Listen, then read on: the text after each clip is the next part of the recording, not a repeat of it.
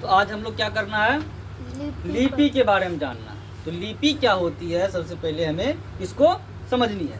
तो लिपि जो है भाषा के लिखने की विधि को क्या कहते हैं, लिपि कहते हैं। भाषा के लिखने, अभी जो लिख रही है उसको बंद कर दो लिखना, पहले अभी समझो उसके बाद में फिर से लिखना, ठीक ना।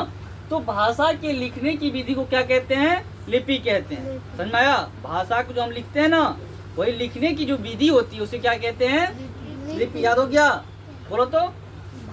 भाषा के लिखने की विधि को क्या कहते हैं, लिपि कहते हैं। याद हो गया, भाषा को लिखने की विधि को लिपि कहते हैं। यहीं पे याद कर लो।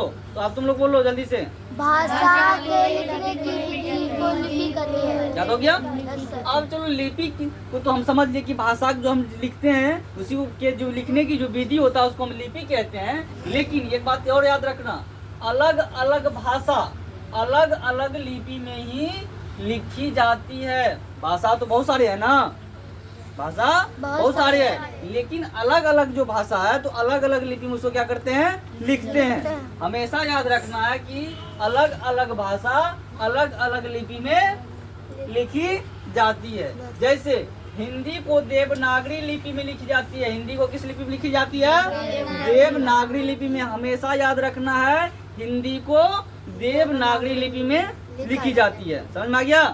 आगे देखो, हिंदी के अलावा यानी कि हिंदी को छोड़कर, हिंदी के अलावा संस्कृत, मराठी और नेपाली, हिंदी के अलावा संस्कृत, मराठी और नेपाली भाषाएं भी देवनागरी लिपि में लिखी जाती है, ठीक ना।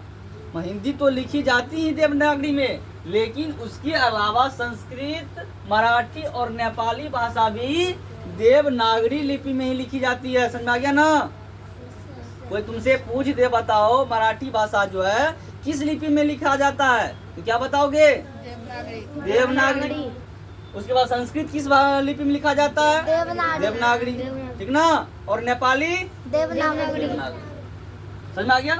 अब देखो, उर्दू को फारसी लिपि में लिखा जाता है। उर्दू को किस लिपि में लिखा जाता है, फारसी में। हमेशा याद रखना है, उर्दू को किस लिपि में लिखा जाता है, फारसी में।